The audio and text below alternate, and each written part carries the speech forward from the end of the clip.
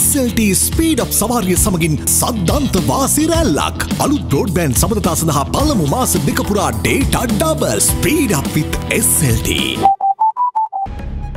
Making headlines on First at 9. 28 challenged. Parliamentarian Udagamma Pilla files a petition with the Supreme Court, challenging the draft bill of the 20th Amendment to the Constitution.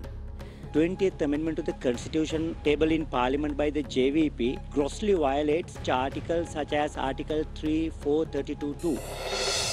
19A also failed. An expert deems that 19th Amendment to the Constitution failed to deliver its objective. That was the original idea of the 19th Amendment, but that is not what happened. Monitoring progress. Deputy Speaker Ananda Kumarasiri raises concerns on the lack of monitoring on funds utilised for government projects. Attorney General's verdict. The IGP instructed to file a case against parliamentarian Vijayakala Maheshwaran over her LTTE remarks. Overwhelming backing. The US, France, Germany and Canada stand with the UK on spy poisoning assessment.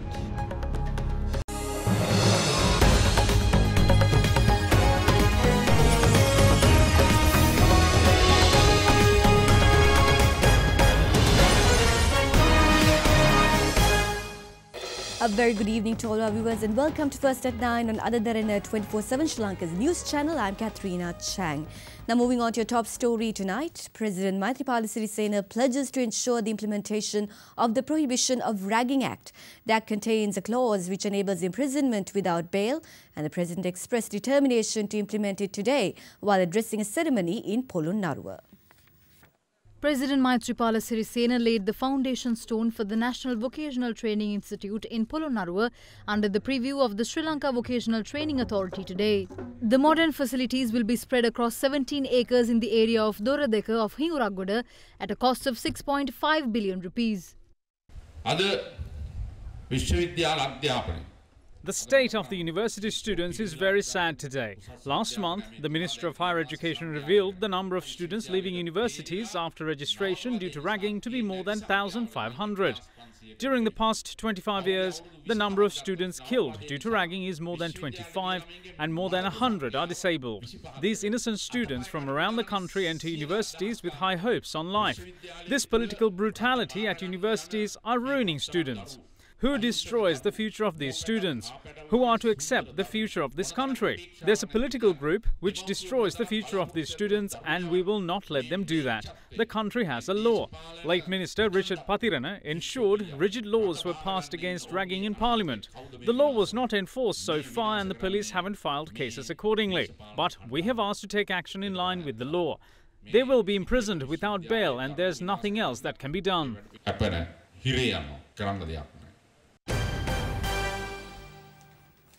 The US Senate yesterday confirmed the appointment of Elena B. Teplitz as the new US ambassador to Sri Lanka and Maldives. Elena B. Teplitz of Colorado, a career member of the Senior Foreign Service class of Minister Councillor, was confirmed by voice vote to be ambassador to Sri Lanka and to the Maldives. US President Donald Trump had nominated the career Foreign Service officer as the US ambassador to Sri Lanka on the 25th of May, subject to confirmation by the Senate. The former US ambassador to Nepal, Teplitz, replaces Atul Keshap, who was the previous US ambassador to the two countries. A career member of the Senior Foreign Service with the rank of Minister Councillor, Teplitz joined the US State Department in 1991. She holds a Bachelor of Science in Foreign Service from the Georgetown University School of Foreign Service. The Parliament today gave the green light to the proposal approved by the Cabinet which seeks to increase the salary and allowances of the Auditor General. In the meantime, the Leader of the House, Lakshman Kiriyala, informed Parliament that the draft bill pertaining to the new constitution will be presented to Parliament in the near future. How many of you recommended that the second chapter in the Constitution about Buddhism be left unchanged? Today we have protected not only Buddhism but also democracy. You can walk in the streets of Colombo freely and even spend the night. But if you can't retain the people until dawn, we can't help it. We repeat the question. How many of you in the committee recommended that the second chapter in the Constitution about Buddhism be left unchanged? We state with responsibility that this government is bound to protect the place of Buddhism in this country by all means. I'd like to inform the Parliament that we will present a new draft bill for the new Constitution. You can see how it is once we present it. We will give you around 2 days for you to debate it. UPFA parliamentarian Uday Gamampila today filed a petition with the Supreme Court challenging the draft bill of the 20th Amendment to the Constitution, which was presented by the Janata Vimukti Peramuna recently. In his application, the parliamentarian pointed out that the draft bill is in violation of the Constitution of Sri Lanka. JVP parliamentarian Vijitha Herath recently tabled the draft bill of the 20th Amendment to the Constitution, which proposes to abolish the executive presidency in Parliament last Wednesday as a private bill. Today, UPFA MP of the joint opposition Uday Gamampila filed a petition with the Supreme Court challenging the draft bill of the 20th Amendment to the Constitution. In his application, the parliamentarian claims that the draft bill is in violation of the Constitution and names the Attorney General as the respondent. The Supreme Court will decide on a date to take up the case. I filed a petition in the Supreme Court today seeking a determination from the Supreme Court that 20th Amendment to the Constitution tabled in Parliament by the JVP requires people's approval at a referendum in addition to the Parliament's two-thirds majority, since it grossly violates entrenched articles such as Article 3, 4, 32(2). In the meantime, Chief Minister of the Northern Province C.V. Vigneswaran appeared before the Court of Appeal today over the contempt of court case filed against him. The Court of Appeal recently issued an interim order halting the decision by Vigneswaran to remove Balasubramaniam Deniswaran, former Northern Province Minister of Fisheries, Transport, Trade and Rural Development, from his ministerial portfolio. Taking a complaint compiled by B. Deniswaran into consideration, the Court of Appeal issued summons to the main respondent, the Chief Minister, to present submissions before court pertaining to the contempt of court charges. The Supreme Court had recently rejected the request by the Northern Province Chief Minister C.V. Vigneswaran to suspend a hearing of the case filed against him over alleged contempt of court. In the meantime, the Attorney General directed the Inspector General of Police to file a case with the Court of Appeal against parliamentarian Vijay Kala Maheswaran over her statement in relation to the terror group, the LTTE. The case will be filed starting that the Constitution is breached through the statement she made during a function held in Jaffna. Acting Director of the Edinburgh Centre for Constitutional Law in Scotland, Dr. Asanga Valikala, believes that the 19th Amendment failed to deliver on its objective. During an event held at Verite Research today, he added that even though the constitutional change was brought with the intention to limit the executive powers of the President, it however did not manifest and it remains to be a semi-presidential classic. The post-19th Amendment President exercises not merely ceremonial but real executive power. There are inconsistencies and anomalies and all the rest of it, but that's a different matter. I don't think anyone with any sense would argue that President Sirisena is devoid of any power, substantive power whatsoever. That was the original idea of the 19th Amendment, but that is not what happened. If that old clause, the advice clause, that the President must always act upon the advice of the Prime Minister was introduced, that was the original scheme of the 19th Amendment legislation, then the matters were different. But that is not what happened. And the Supreme Court ensured that even the published bill was consistent with the 1917 Constitution. So it remains a semi-presidential classic. The only change that it did basically was to reintroduce some of the democratic controls that we had in the pre-18th Amendment Constitution back into our scheme. So it's sort of recalibrated, rebalanced our system a little bit better than this skewed and extremely distorted presidential system that we had under the 18th Amendment. That is all it did. Dr. Valikala also added that majoritarian politics within our political culture is not the best choice for ethnic and religious minorities. There are also, of course, occasions in which what the people want and what the public good of the country are two different things. Because what the people want are usually determined by majoritarian politics, and a political culture like ours, that may not be a good idea for a lot of things, including ethnic and religious minorities. I would be therefore, in that sense, a little hesitant to reify the people's will as a major determinant of what constitutional interpretation should do. Deputy Speaker Ananda Kumarasiri raises concerns on the lack of monitoring of funds utilised for government projects, while emphasising the importance of having a proper system in place for the purpose. Meanwhile, UMP parliamentarian Mahantha Dissanayake urged more participation from the opposition's MPs in the creation of the budget, which is expected to be tabled in the near future. These views were expressed at a media briefing held today. A media briefing on Eval Colombo 2018 was held at Parliament today. The event will be held from the 17th to the 19th of this month under the theme Responsible Parliaments Embracing Evaluation Agenda 2030.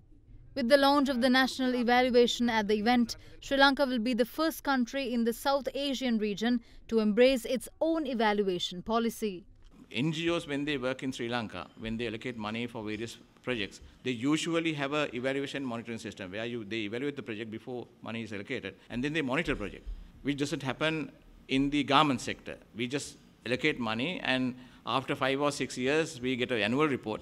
And that is the only occasion where we will be able to go through the whole system and see whether money has been used properly, and also where there was a monitoring system, and it doesn't happen now. So if we get the annual reports on time, then we can go through it and then point out and also question and also monitor the whole process.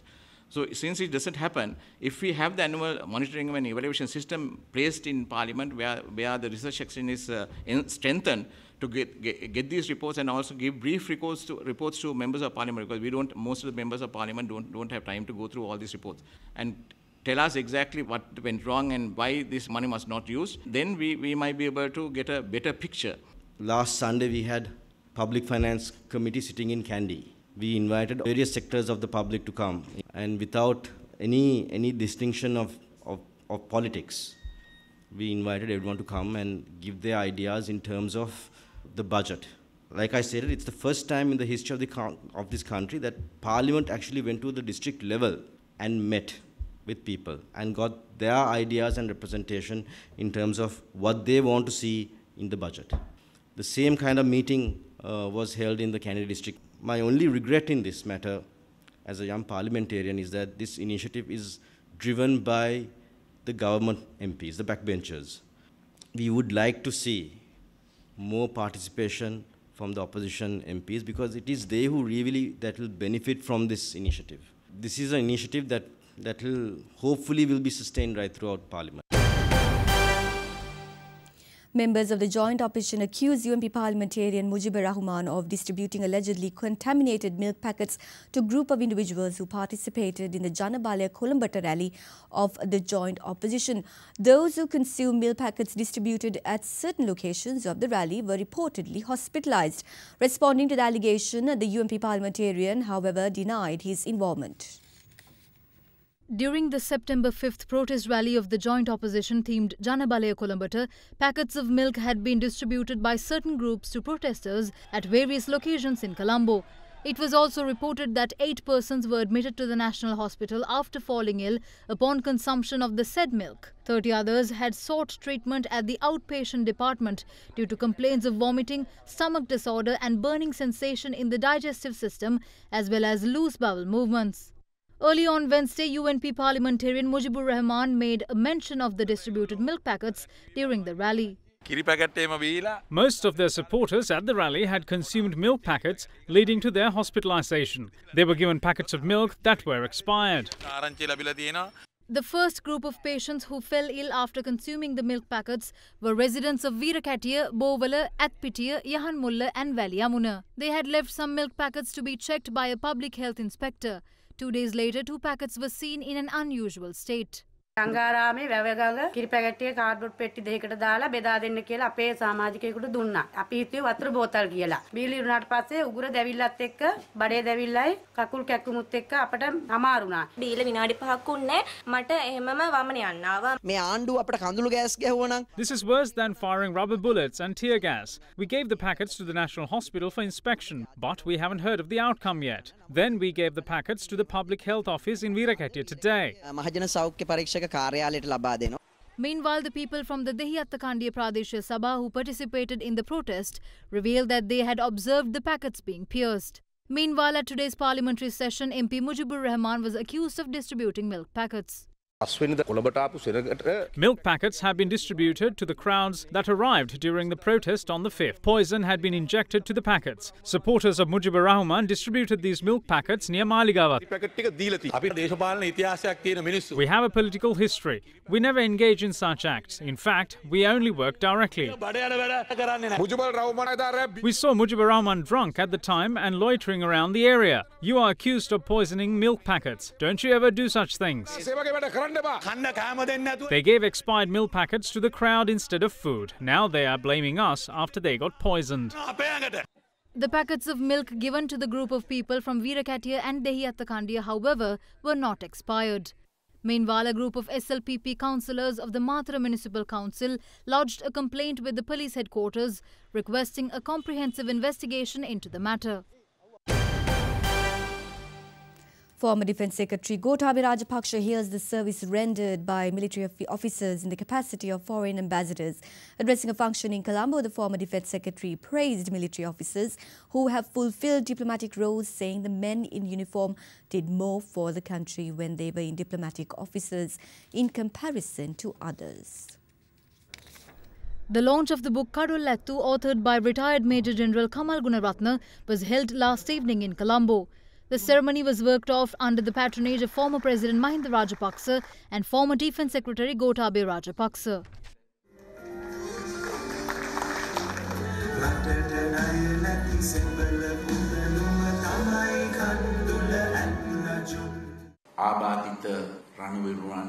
We appreciated the service done by not only disabled soldiers but all soldiers. Some people ask me why we appointed officials from military forces as diplomats. I am proud to say that we appointed them not only to appreciate their service, but they are also able to complete their service more efficiently than anyone else. Most people say that I am a military man and that I am trying to militarize things. But things done by retired Major General Kamal Gunaratne prove that a war hero is full of humanity.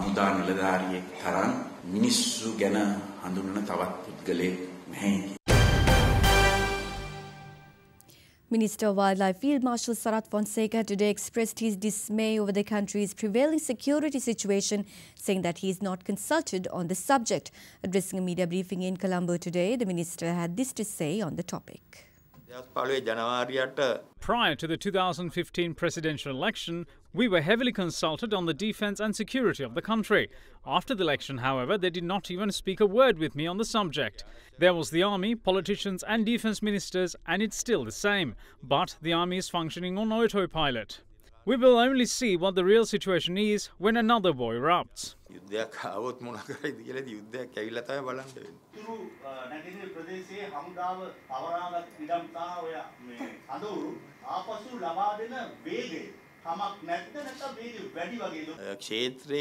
We received information that this is being carried out without consulting senior officials of the army.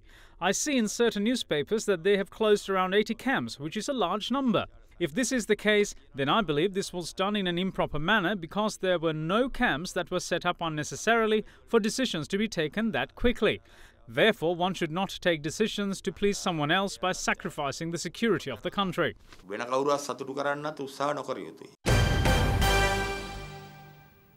Several members of the National Police Commission and IGP Pujit Jayasundara were summoned to the Constitutional Council today for an inquiry pertaining to the failure to carry out 10 recommendations issued by the NPC.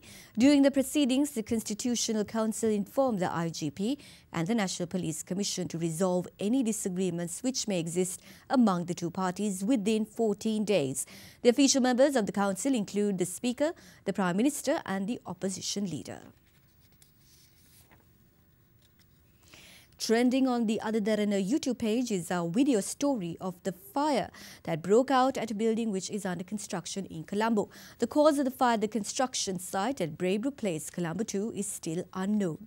You can also read more on the story at www.otherderana.lk.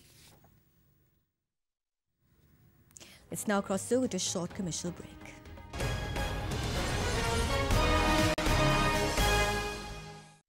You are watching Sri Lanka's award-winning news channel, Other Derana 24/7.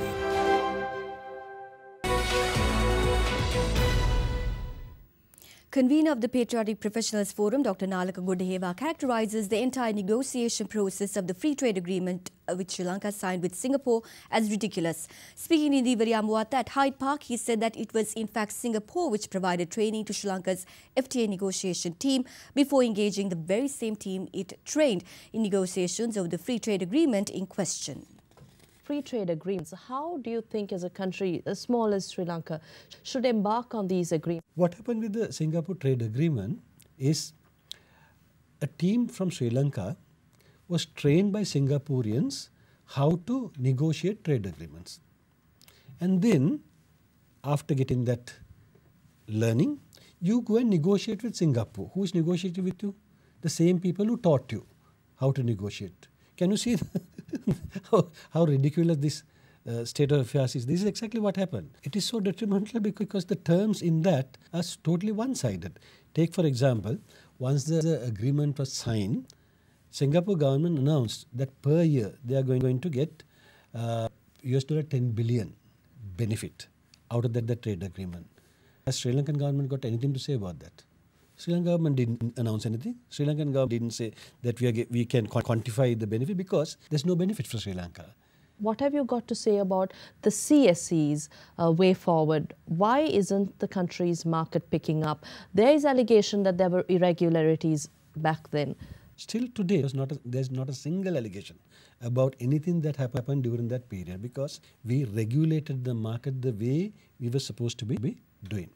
And the most important thing is not only that we regulated it well, the market grew rapidly during that period. But since then, this government has again, unfortunately, completely messed it up.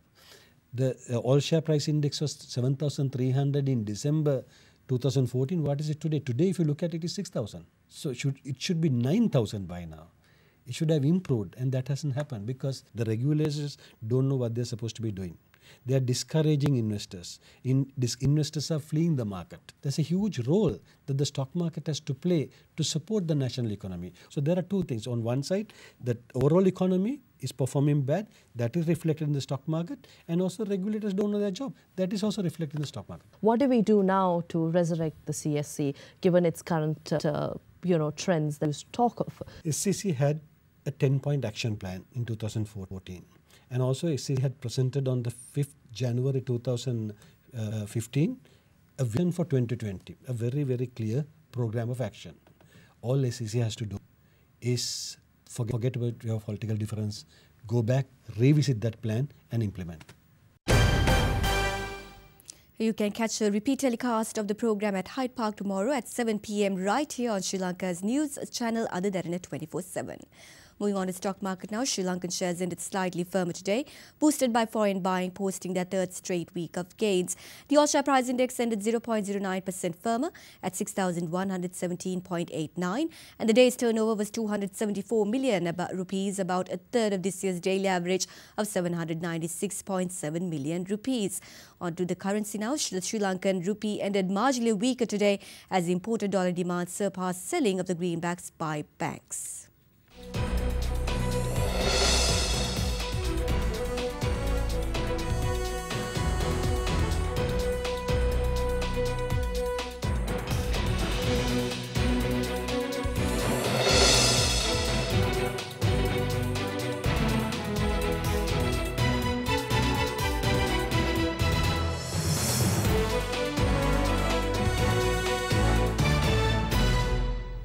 We'll now cross over to a short commercial break.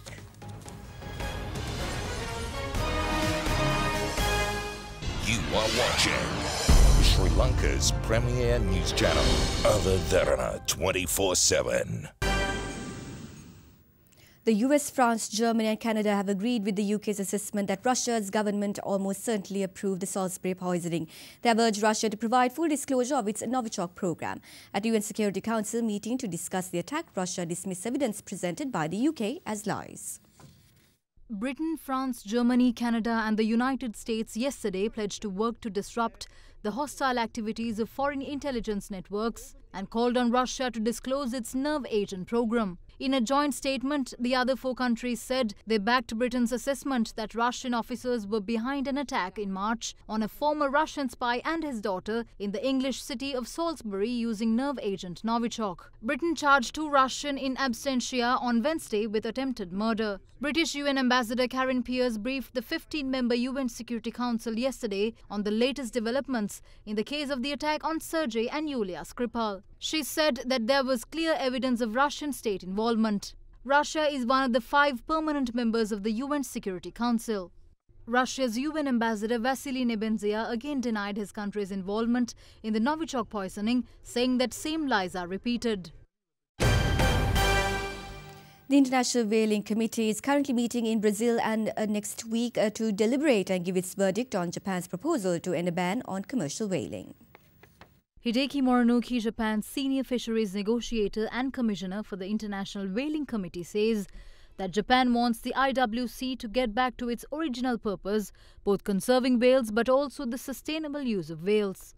By the 1960s, improved catch methods and giant factory ships made it obvious that whale hunting could not go unchecked, and it led to a moratorium on hunting in 1986. Japan, the current chair of the International Whaling Committee, is suggesting a package of measures, including setting up a sustainable whaling committee and setting sustainable catch limits for abundant whale stock species. Leading anti-whaling nations like Australia have already said they would band together to reject any attempts to undermine the current ban.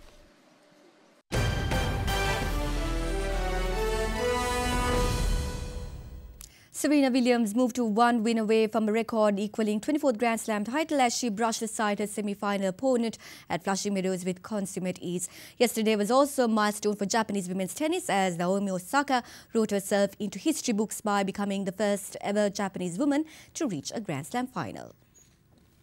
Serena Williams swept past Anastasia Sevastova 6-3, 6-0 yesterday and into the final of the US Open in New York to sit one win away from a record equaling 24th Grand Slam title to continue her remarkable return to the top levels of the game after having a baby last year. Williams was back at her ruthless best and needed just 66 minutes to beat the 19th-seeded Latvian and reach her 31st Grand Slam final.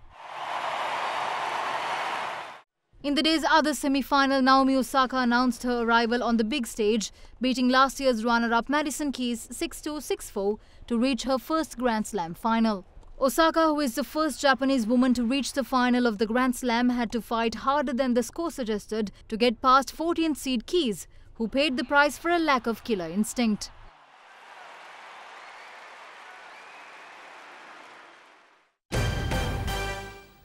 It's Friday and time for the good story of the week. This week we bring you the story of Mickey Rowe. At the star of a professional production of The Curious Incident of the Dog in the Night Time, Mickey Rowe is making history as the first actor with autism cast in the play's lead. Steeped in an industry that undervalues actors with disabilities, Rowe faced hardships trying to find work in a professional production. Now, by taking on the role of Christopher Boone, a character who demonstrates autistic behavior, Rowe is reclaiming the narrative of those on the spectrum while using his platform to forge a path forward for actors with autism.